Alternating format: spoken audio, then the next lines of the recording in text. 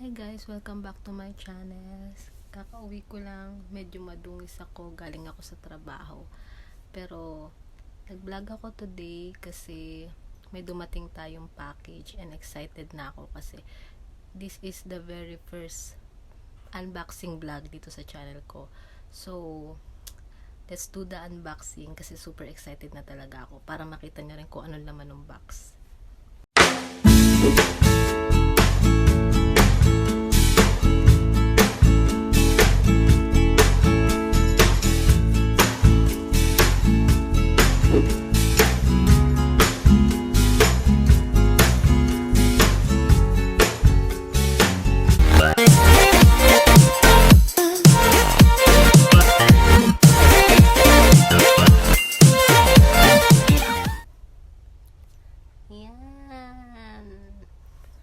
Medyo malaki yung pinadala ng Amazon sa akin. Yan. So, let's unbox.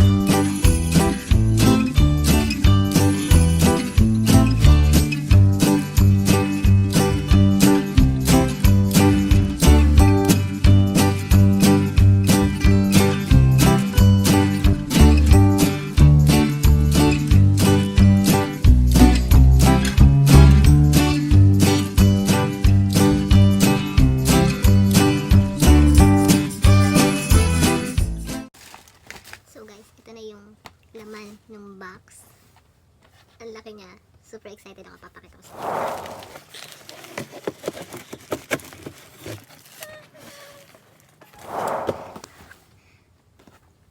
Nescafe Gold Blend Barista Coffee Maker. And bright.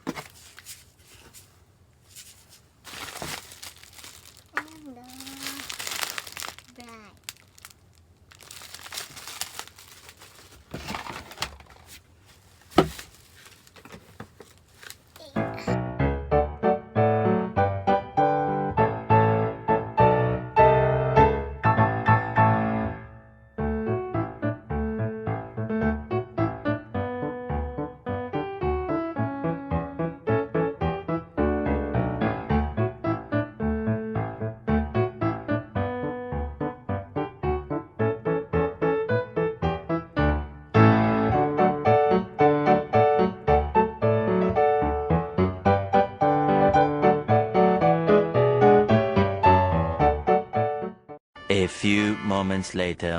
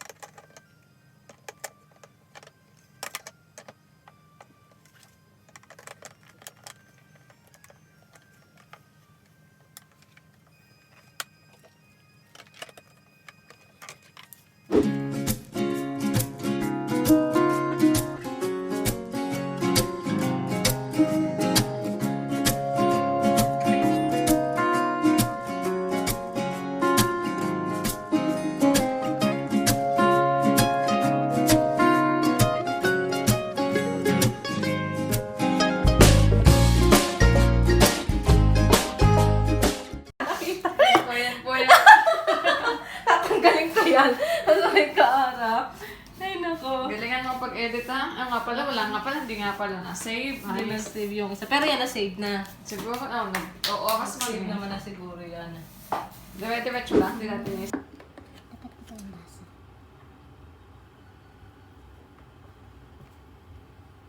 Tapos, nag-ilaw na ba yung gilid lang? Hindi. Ay, hindi pa. Kasi dapat pala mag-ano yun. Ayun na. So, Wag yan, kasi tubig yan, di ba? tubig muna talaga. Ay, di, may tubig yan. Oo nga, may tubig siyang konti.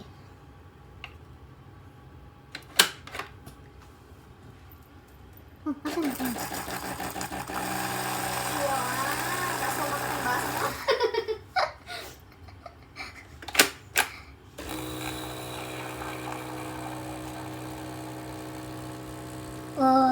Diba?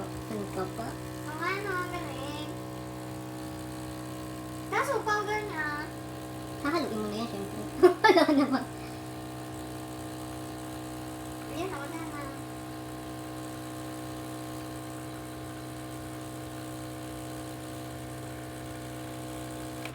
Oh. Ay, meron pa pala. Uy, sakto lang sa isang baso. Sige, Ang makuha galing, ko. ang galing. Oh. Ah, sige. Haluin mo lang, asukal yata yan.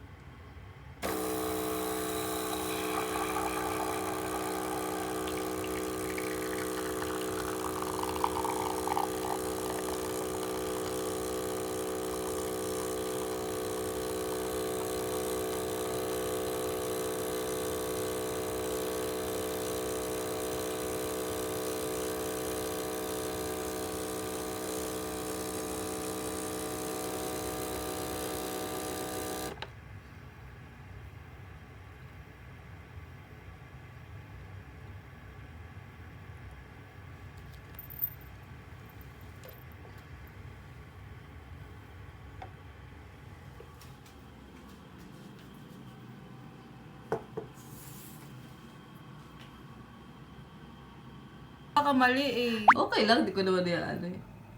Oh, Hindi kita naman ba? kita eh. Oh? Ayun guys, na-try na natin yung coffee maker, barista. So, magbibigay lang ako ng honest review regarding dun sa product. So, yung mga nagustuhan ko is first, unang-una talaga siya guys is mura siya.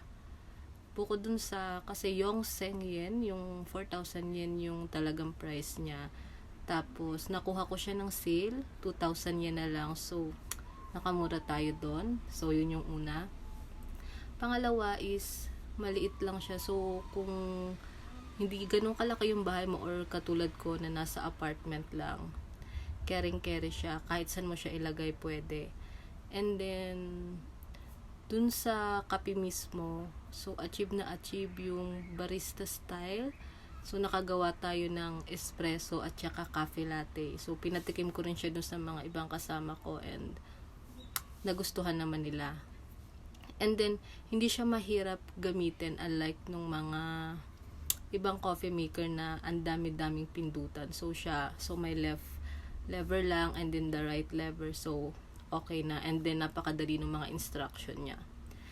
And siguro yung hindi ko lang gusto sa kanya is dahil product kasi siya ng Japan, so wala siyang overseas na product. So 110 volts lang siya. So kung dadalhin mo siya other country, so kailangan mo pa ng converter para magamit mo siya. Katulad ko, pag inuwi ko siya ng Pinas, so kailangan ko pang bumili ng 110 converter kasi 220 yung volts natin sa Pinas. And then, hindi ko alam kung advantage or disadvantage to sa iba, pero para sa akin kasi is advantage siya kasi ako kasi yung tipo ng tao, hindi ako mahilig talaga totally sa brewed coffee. So, mahilig ako sa instant coffee. And yung coffee maker na nabili ko is for instant coffee lang siya, not a brewed coffee. Kasi 'di ba yung ibang coffee maker is gumagamit ng mga beans and then ginagrind yon para maging coffee. So siya naman is instant coffee lang siya. And then instant din yung cream niya. So para sa mga mahihilig sa instant katulad ko, so advantage siya, and disadvantage naman siya para sa mga hindi mahihilig sa instant coffee. And then sa tingin ko yun lang yung napansin ko sa kanya. So nasabi ko yung mga gusto ko sa kanya and mga hindi ko nagustuhan sa kanya. And then, yung kung interesado kayo dun sa product, ililive ko yung link sa description box kung saan ko siya nabili. I don't know if sale pa siya. Pero kasi nung tinignan ko siya nitong sale pa siya. Pero ngayon hindi ko lang alam. If you like this video, please click the like button, comment, and subscribe for more videos. And then see you on my next video, guys. God bless. Thank you.